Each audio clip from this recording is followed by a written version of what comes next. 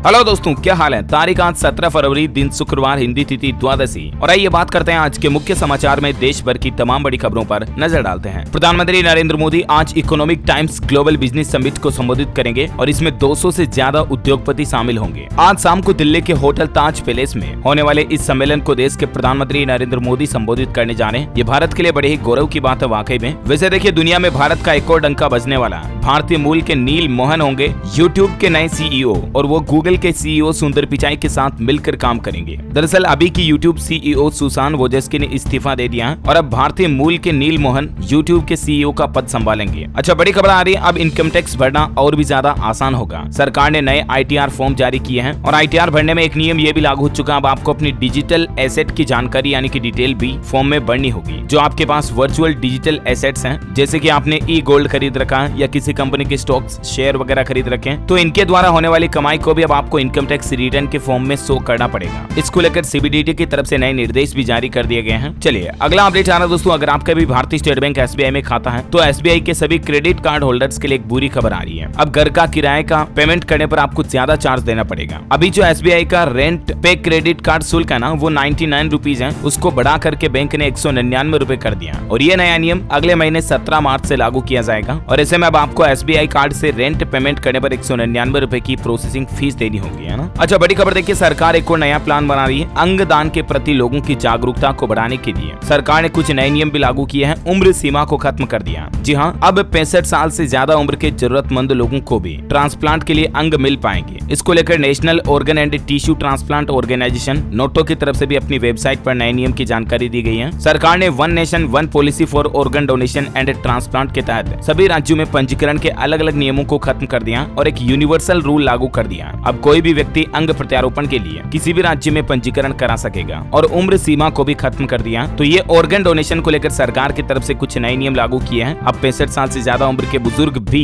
इस पहल में अपना पंजीकरण करा पाएंगे। और इसके अलावा अब मूल निवास प्रमाण पत्र वगैरह भी जरूरी नहीं होगा। वैसे देश के स्वास्थ्य मंत्री मनसुख मांडविया की तरफ से एक डेटा शेयर किया गया कि सरकार की निःशुल्क टेलीमेडिसिन सेवा का लाभ उठाने वाले लोगों की संख्या देश में 10 करोड़ से ज्यादा हुई। अच्छा, वहीं बड़ी खबर आ रही है, रक्षा उत्पादन से जुड़ी भारतीय कंपनियों के लिए बड़ी खुशखबरी है। सरकार ने रक्षा पूंजीगत व्यय का 75% घरेलू कंपनी से खरीदा। यानी कि हमारे डिफेंस सेक्टर में लगभग 75% चीजें जो है ना, वो इंडिया की, मेड इन इंडिया की खरीदी गई। सेना के हथियार, सेना की चीजें, ये मतलब 25% ही बाहर से इंपोर्ट किया, बाकी 75% भारत की घरेलू कंपनियों को ही फायदा मिला, है ना। अच्छा, पासपोर्ट को लेकर भी दोस्तों एक नया नियम लागू होने जा रहा है। अब महज 5 दिन में आपके पासपोर्ट का वेरिफिकेशन यानी कि सत्यापन हो जाएगा। गृह मंत्री अमित शाह बोले कि आप मोबाइल से ही वेरिफिकेशन करा पाएंगे। दरअसल कल ही दिल्ली पुलिस के स्थापना दिवस के मौके पर गृह मंत्री अमित शाह ने दिल्ली वासियों को बड़ा तोहफा दिया। अब दिल्ली में पासपोर्ट वेरिफिकेशन बिल्कुल ऑटोमेटिक होगा पूरी तरह से, और 15 नहीं बल्कि केवल 5 दिन लगेंगे। अच्छा, वहीं देखिए, दुनिया भर में भारतीय यूपीआई की भी धाक देखी जा रही है और अब तो अंग्रेज भी यानी कि फॉरेनर्स भी अब परचून की दुकान पर भी यूपीआई के जरिए पेमेंट कर पाएंगे। दरअसल भारत में एनआरआई को भी यूपीआई फैसिलिटी देने के लिए आरबीआई ये नया खाका तैयार कर रहा है। अच्छा, वहीं देखिए दोस्तों, सुनहरे हिंदुस्तान के लिए एक और बड़ी अच्छी खबर आई है। अमेरिकी अरबपति ने भी माना भारतीय अर्थव्यवस्था का लोहा और कहा कि पूरी दुनिया देखेगी भारत की ग्रोथ की तूफानी रफ्तार। जी हाँ दोस्तों, दरअसल अमेरिका के सबसे अमीर व्यक्तियों में से एक का यह कहना है कि पूरी दुनिया में भारत की ग्रोथ सबसे तेज होगी। ये एक अमेरिकी इन्वेस्टर है, इनका नाम है रे डेलियो, और इन्होंने ही ये दावा किया है कि भारत कुछ वर्षों में दुनिया के सबसे तेज विकास करने वाले देशों में होगा। अच्छा, वहीं देखिए, बड़ी खबर, कुबेरेश्वर धाम पहुंचे लाखों लोग, धक्का मुक्की से कईयों की हालत बिगड़ी और इसमें एक महिला समेत 2 लोगों की जान जाने की भी खबर है। अब हालात सुधरने तक नहीं बांटे जाएंगे रुद्राक्ष भी। मध्य प्रदेश के सीहोर में कथावाचक पंडित प्रदीप मिश्रा के सीहोर स्थित कुबेरेश्वर धाम में रुद्राक्ष महोत्सव के दिन भारी भीड़ के चलते हालात काफी बेकाबू हो गए। कई बार भगदड़ जैसी स्थितियां बन गई और पंडित प्रदीप मिश्रा बोले कि रुद्राक्ष के लालच में यहाँ न आए। वैसे एक ऐसी ही घटना बागेश्वर धाम की परिक्रमा में भी देखने को मिली। देखिए, एक पति अपनी पत्नी को इलाज के लिए लाता है और पति बोला कि पंडित धीरेन्द्र कृष्ण शास्त्री के पास आने के बाद लगा कि थोड़ी तबीयत ठीक हुई, लेकिन फिर तबीयत बिगड़ी और अचानक से इस महिला की जान चली गई। किडनी की समस्या से पीड़ित थी ये महिला। दोस्तों प्लीज मेरी आपसे रिक्वेस्ट है कि अगर कोई मेडिकल डिजीज है तो हॉस्पिटल लेकर जाएं, डॉक्टर को चेकअप करवाएं। इस तरह की आस्थाओं के पीछे आप जान खोने का रिस्क ना लें। हाँ ठीक है, आस्था एक हद तक ठीक है दोस्तों, लेकिन अगर शरीर में किसी तरह की कोई बीमारी है तो बेहतर होगा कि आप मेडिकल हेल्थ फैसिलिटीज का इस्तेमाल करें। अच्छा, अगला अपडेट देखिए दोस्तों, राम सेतु को राष्ट्रीय विरासत स्मारक घोषित करने की मांग वाली जनहित याचिका पर सुप्रीम कोर्ट सुनवाई करेगा और विचार करेगा। सुप्रीम कोर्ट में इस तरह की एक जनहित याचिका लगाई गई है। जो भारत श्रीलंका के बीच राम सेतु बना हुआ उसको राष्ट्रीय विरासत स्मारक घोषित किया जाए। देखते हैं सर्वोच्च न्यायालय की तरफ से इस पर क्या फैसला था। जो भी अपडेट आएगा मैं आपको बता दूंगा।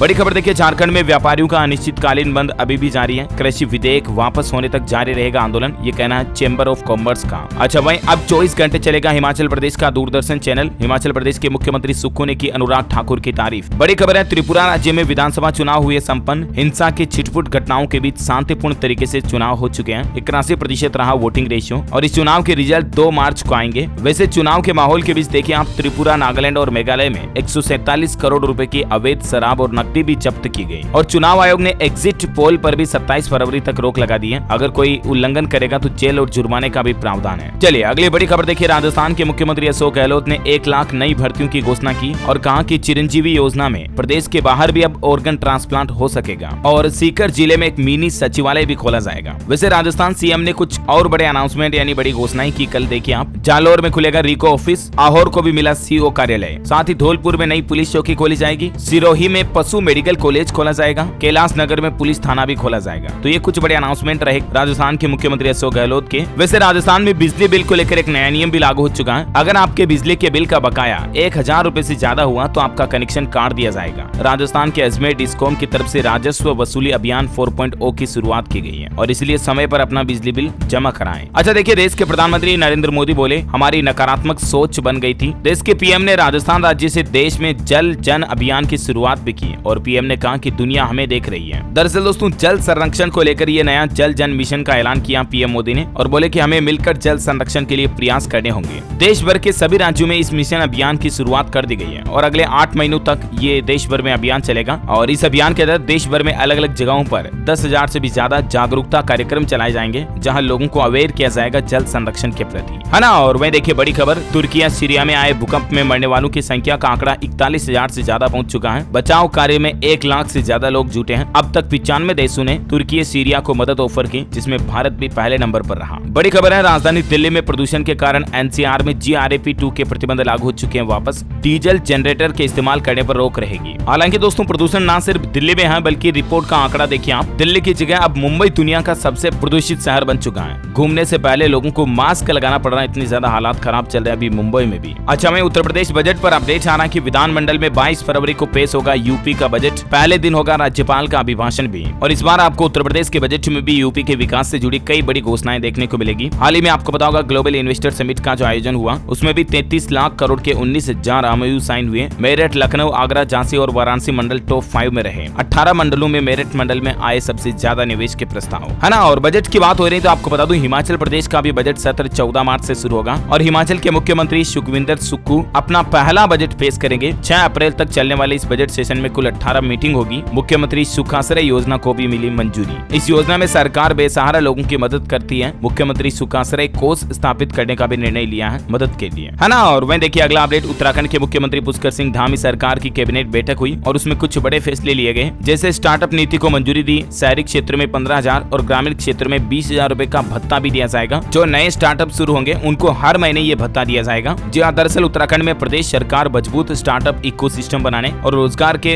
ऑप्शन बढ़ाने के लिए ये नई स्टार्टअप नीति बनाई है। साथ ही उत्तराखंड कैबिनेट में एक और फैसला ये लिया गया कि निजी क्षेत्र में भी खोले जाएंगे औद्योगिक आस्थान। मैदानी क्षेत्र में 30 एकड़ जमीन जरूरी होगी। चलिए अगली बड़ी खबर है दोस्तों, हरियाणा के बिजली उपभोक्ताओं को मनोहर सरकार ने बड़ी राहत दी है। नहीं बढ़ाई गई बिजली की दरें। हरियाणा के मुख्यमंत्री मनोहर लाल बोले कि कृषि क्षेत्र को मिल रही सब्सिडी भी जारी रहेगी और साथ ही सरकार की ओर से बिजली की दरों में कोई बढ़ोतरी नहीं करने का फैसला किया गया। वैसे आपको बता दूं, हरियाणा में भी 23 फरवरी को बजट पेश होगा। बिजनेस एडवाइजरी कमेटी ने इस पर मुहर लगा दी है। दूसरे चरण की डेट बदली, 17 मार्च से शुरू होगा हरियाणा बजट का दूसरा चरण। साथ ही हरियाणा के अस्पतालों में ड्रेस कोड लागू किया ना हाल ही में, इस बात को लेकर भी विरोध किया जा रहा। सीनियर नर्सिंग ऑफिसर बोले कि पिंक पसंद नहीं, फॉर्मल ड्रेस संग एप्रन विद नेम प्लेट लागू करें। आपको बताया था ना मैंने कि हाल ही में हरियाणा के गृह मंत्री अनिल विज की तरफ से नए ड्रेस कोड को लेकर नियम लागू किया था, जिसमें मतलब हरियाणा राज्य में जो अस्पतालों में स्टाफ होते हैं ना, नर्सेज, डॉक्टर वगैरह, उनके लिए जींस, टी-शर्ट, प्लाजो, गहने वगैरह, मेकअप वगैरह पहने, इन पर रोक रहेगी। तो इस नियम को लेकर अब विरोध भी किया जा रहा है। और साथ ही हरियाणा में देखिए स्टूडेंट्स को 25 मार्च से मिलेंगी किताबें। 48 करोड़ मंजूर किए हैं सरकार ने इसके लिए। वितरण के लिए शिक्षा विभाग का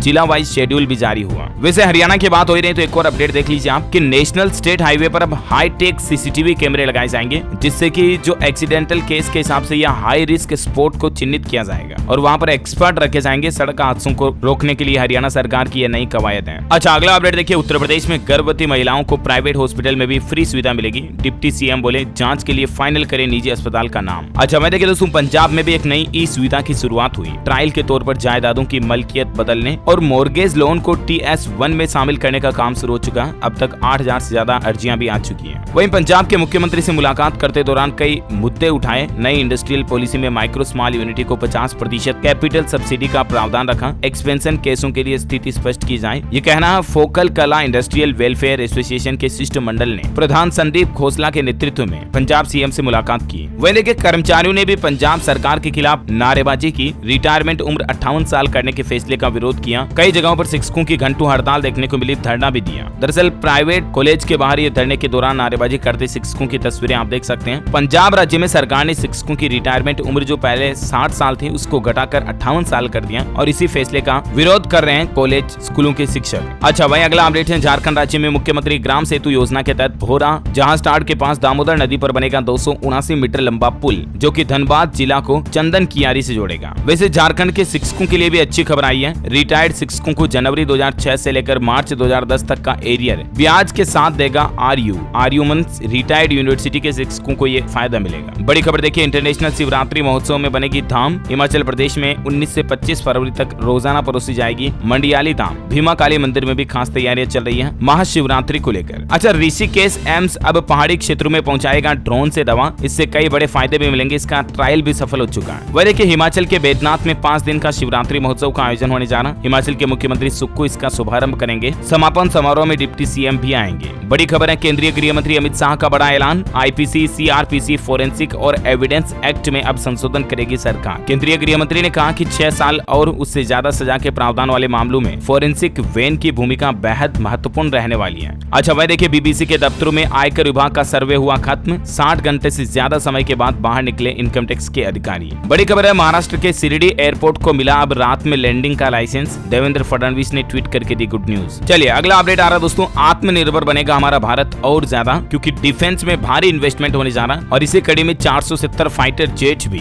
भारत में तैयार करने की योजना बनाई जा रही है। भारत को आत्मनिर्भर बनाने की राह पर केंद्र की मोदी सरकार ने देश के रक्षा क्षेत्र को लेकर कुछ बड़े फैसले लिए हैं, जिसके तहत डिफेंस सेक्टर में टोटल सैकड़ों करोड़ के इन्वेस्टमेंट किए जाएंगे। बड़ी खबर है, FCI ने आटा मिल और व्यापारियों को बेचा 3,85,000 टन गेहूं और सरकार के इस फैसले से 5 रुपए प्रति किलो तक सस्ता हुआ गेहूं। अच्छा भाई आपके आधार कार्ड को लेकर अच्छी खबर आ रही है। अब सिर्फ एक कॉल करके आपके सारे काम हो जाएंगे। दरअसल जो आधार कार्ड की टोल फ्री सर्विस है ना 1947, इसमें उदय ने कुछ और नई सर्विस और नए फीचर्स इंट्रोड्यूस किए हैं, जिनकी जानकारी भी आप देख सकते हैं। अब आपको अपना एनरोलमेंट नंबर जानना हो या अपडेट के लिए कोई स्टेटस देखना हो या आपके आधार PVC कार्ड का स्टेटस देखना है, complaint status, locate enrolment centre वगैरह, गेट इन्फॉर्मेशन थ्रू SMS, सारी फैसिलिटी 1947 टोल फ्री नंबर पर मिलेगी। अगर आपको आधार कार्ड से संबंधित कोई भी दिक्कत है जरा सी भी, इस नंबर पर संपर्क करके आप अपनी समस्या का समाधान पा सकते हैं। वैसे टोल फ्री नंबर से पहले आपको पता होगा AI यानी आर्टिफिशियल इंटेलिजेंस आधारित चैटबॉट भी जारी किया था उदय की तरफ से आधार कार्ड की सेवाओं का लोगों को फायदा देने के लिए। इसके बारे में भी मैंने आपको जानकारी बता दी थी DLS न्यूज पर, राइट। चलिए आज के मौसम समाचार पर नजर डाल लेते हैं। स्काईमेट वेदर की रिपोर्ट के मुताबिक दोस्तों अगले 24 घंटों के दौरान गिलगित बाल्टिस्तान, मुजफ्फराबाद और जम्मू कश्मीर में हल्की बारिश और हिमपात यानी बर्फबारी की संभावना है और साथ ही अरुणाचल प्रदेश, असम और अंडमान निकोबार में भी कुछ हल्की फुल्की बारिश हो सकती है। चलिए अब अपन सराफा बाजार पर नजर डालते हैं। सोना चांदी के रेट की बात करें तो थोड़ा उतार चढ़ाव देखने को मिला। सोने की कीमत में 50 रुपए प्रति 10 ग्राम की मामूली गिरावट आई और अभी सोने का रेट चल रहा है 56,270 रुपए प्रति 10 ग्राम। चांदी की कीमत में 140 रुपए प्रति किलोग्राम की तेजी देखी गई और अभी चांदी का रेट चल रहा है 65,720 रुपए प्रति किलोग्राम। चलिए दोस्तों अब कुछ एजुकेशनल खबरें देख लेते हैं। देखिए राजस्थान होमगार्ड भर्ती के लिए आवेदन की आखिरी तारीख बढ़ी है। अब कैंडिडेट्स 28 फरवरी तक अप्लाई कर पाएंगे। 3,824 पदों के लिए होने वाली है भर्ती। अच्छा मध्य प्रदेश शिक्षक पात्रता परीक्षा में अब माइनस मार्किंग नहीं होगी। सबसे बड़ा फैसला मध्य प्रदेश सरकार की तरफ से लिया गया है। अच्छा वही देखिए सेना में जाने का भी एक सुनहरा मौका है। 15 मार्च तक होगा रजिस्ट्रेशन। 17 से 21 साल तक के युवा भाग ले पाएंगे। दरअसल बिहार के अंदर अग्निवीर योजना के तहत भर्ती रैली निकली हुई है। आप www.joinindianarmy.nic.in पोर्टल पर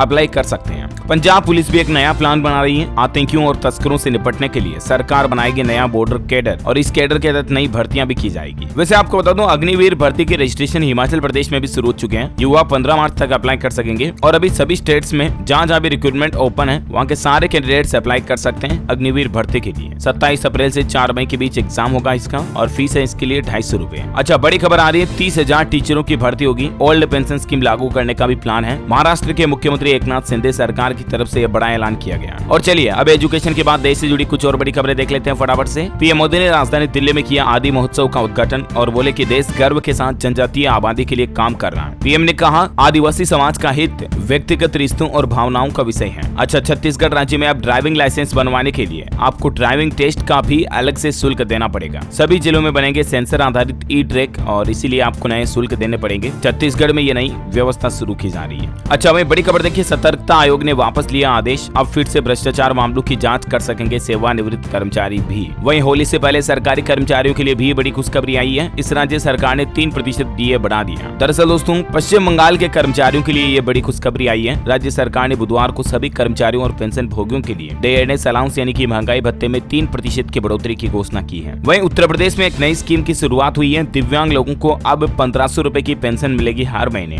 देखिए, आप प्रयागराज से राज्य मंत्री नरेंद्र कश्यप ने ये बात की बड़ी घोषणा की है। अच्छा, राजस्थान बाड़ी में अब जिला अस्पताल बनेगा। मुख्यमंत्री ने की घोषणा, अब होगी 300 बेड की सुविधा। नहर के पास पुलिस चौकी भी खुलेगी। झारखंड में इंटर और मैट्रिक टॉपर करने वाले छात्रों को मिलेंगे 3-3 लाख रुपए। झारखंड राज्य के शिक्षा मंत्री की तरफ से ये अब तक की सबसे बड़ी घोषणा की गई है। सभी राज्य सरकारों की तुलना में झारखंड सरकार अब टॉपर स्टूडेंट को सबसे बड़ा फायदा देगी। 3 लाख रुपए का नगद पुरस्कार देने का ऐलान किया है। शिक्षा मंत्री ने मोरहाबादी में ये घोषणा की। वहीं हिमाचल प्रदेश में ग्रामीण बैंक की 6 नई शाखाएं खुलेगी। अध्यक्ष राजेंद्र का ऐलान। हमीरपुर में 11वां स्थापना दिवस भी बनाया गया। अच्छा, राजस्थान के वजीरपुर में भी गवर्नमेंट कॉलेज खोला जाएगा। मुख्यमंत्री ने की घोषणाएं। गंगापुर में सिटी पार्क और खेल स्टेडियम भी बनाया जाएगा। बड़ी खबर है, झारखंड के पलामू में जो कल वो हिंसा हुई, झड़प हुई, उसके चलते रविवार तक अब इंटरनेट बंद रहेगा। जुमे की नमाज और शिवरात्रि पर हिंसा भड़कने की आशंका के चलते। वहीं देखिए दोस्तों, उत्तराखंड में प्रादेशिक सेना की 4 कंपनियों का कार्यकाल 2028 तक बढ़ाया गया। 400 पूर्व सैनिक इन कंपनियों में कार्यरत हैं। अच्छा, दिल्ली के उप मुख्यमंत्री मनीष सिसोदिया ने कहा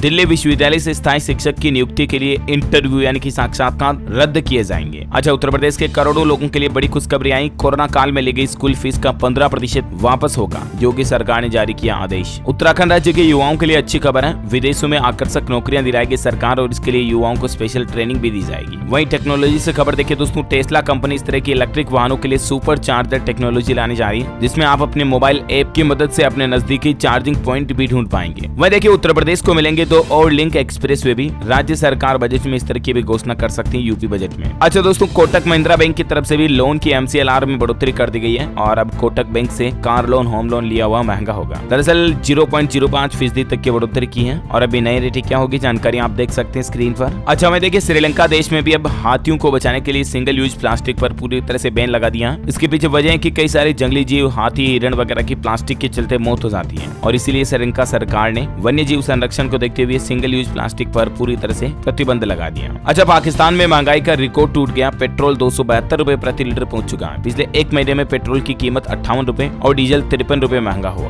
वही आपको बता दूं, 12 चीते अब भारत आकर के ही खाएंगे खाना। दक्षिण अफ्रीका में आखिरी बार भोजन किया और 18 फरवरी को मध्य प्रदेश के मुख्यमंत्री शिवराज सिंह चौहान खुद कूनो पार्क में इन चीतों को रिलीज करेंगे। 12 और चीते लाए जा रहे हैं। IAF का विमान दक्षिण अफ्रीका के लिए रवाना भी हो चुका है। बड़ी खबर है, अब तेजी से पहुंचेंगे बड़े पार्सल। रेल पोस्ट गति शक्ति एक्सप्रेस कार्गो सर्विस को रेल मंत्री ने किया रवाना। और वही अंतिम अपडेट देखिए दोस्तों, उत्तर प्रदेश गोरखपुर में एक पागल हाथी ने 3 लोगों को कुचलकर मार डाला। गोरखपुर में कलश यात्रा के लिए इसे बुलाया गया था। 5 घंटे बाद काबू हो पाया हाथी पर। ओके दोस्तों, तो इस कड़ी में आज दिन भर की तमाम बड़ी खबरें, मुख्य समाचार, टुडे ब्रेकिंग न्यूज का अपडेट वीडियो यहीं समाप्त होता है। और हाँ, आप मुझे कमेंट करके बताइए दोस्तों कि किसी ऐसे जीव का नाम बताइए जो बिना पानी पिए कई दिनों तक जीवित रह सकता है। कमेंट में लिखिए। सही जवाब देने वाले लोगों को रैंडमली सेलेक्ट किया जाएगा हमारी DLS न्यूज टीम की तरफ से और आप जीत सकते हैं एक शानदार सरप्राइज गिफ्ट जो कि गिव अवे के रूप में आप तक पहुंचा दिया जाएगा। इसी के साथ ही अगर आपको वीडियो अच्छा लगा तो इसे लाइक करना, शेयर भी करना अपने दोस्तों के साथ फेसबुक और व्हाट्सएप पर। DLS न्यूज चैनल को सब्सक्राइब करके बेल आइकन जरूर दबा देना ताकि आप ऐसे ही काम की महत्वपूर्ण खबरें रोजाना देख पाएंगे।